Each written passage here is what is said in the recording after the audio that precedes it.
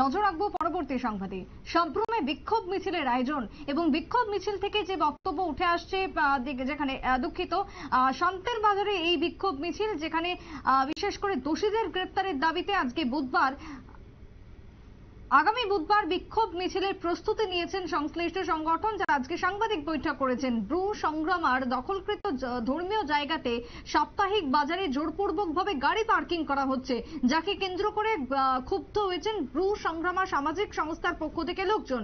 এবং আজ শান্তের বাজার মহকুমার বীরচন্দ্র মনু ব্রু সংগ্রামা মতহু সামাজিক সংস্থার পক্ষ থেকে তারা সাংবাদিক বৈঠক করেছেন। আগামী বুধবার তারা বিক্ষোভ কর্মসূচির ডাক দিয়েছেন এবং বিক্ষোভ মিছিল তারা করবেন গাড়ি পার্কিং কে কেন্দ্র করে। কি বক্তব্য উঠে আসছে শান্তের বাজার থেকে ব্রু সংগ্রামা মতহের পক্ষ থেকে, শুনুন। সেই দেব দেবীদের আমরা পূজা পার্বণ করে থাকি। সংগ্রামা আমাদের কুলদেবী। এই অর্গানাইজেশনের ব্যানারে আমাদের একটা লং ড্রাইভ কমিটি বা লং ড্রাইভ মন্দির স্থাপিত ক্রমে আমরা পূজা পার্বণ করে থাকি সে 1986 সন থেকে। যেটা মনোবাজার সংলগ্নে আমাদের অবস্থিত। সেই ক্ষেত্রে আমাদের লং ড্রাইভ বলতে আমি একটু ব্যাখ্যা করছি বা এক্সপ্লেন করে জানাচ্ছি সবাইকে।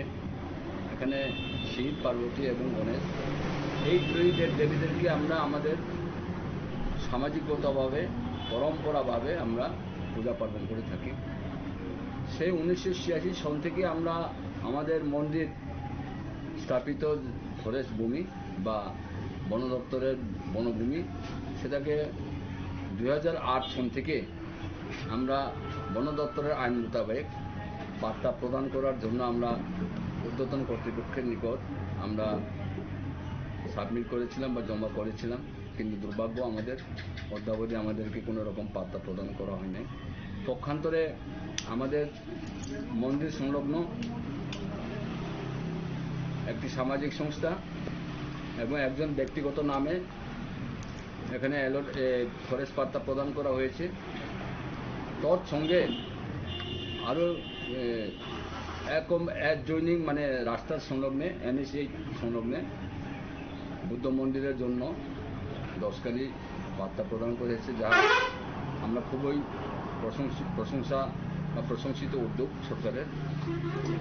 পাশাপাশি এখানকার যারা মাইনরিটিরা রয়েছেন ওনারা প্রায় 10 থেকে 15খানি ওনারা ইলিগালভাবে এনক্রোচ ক্রমে তাদের মসজিদ কনস্ট্রাকশন করে বা সংশ্লিষ্টের বক্তব্য আপনারা শুনেন। আগামী দিনে তারা বিক্ষোভ কর্মসূচি ডাক দিয়েছেন, কারণ তাদের মন্দিরের জায়গায় অস্থায়ীভাবে গাড়ি পার্কিং করা হচ্ছে, তা নিয়ে তারা ব্যথিত, তা নিয়ে তারা ক্ষুব্ধ। আগামী দিনে তা যাতে বন্ধ হয় তার জন্যই তাদের এই কর্মসূচির ডাক।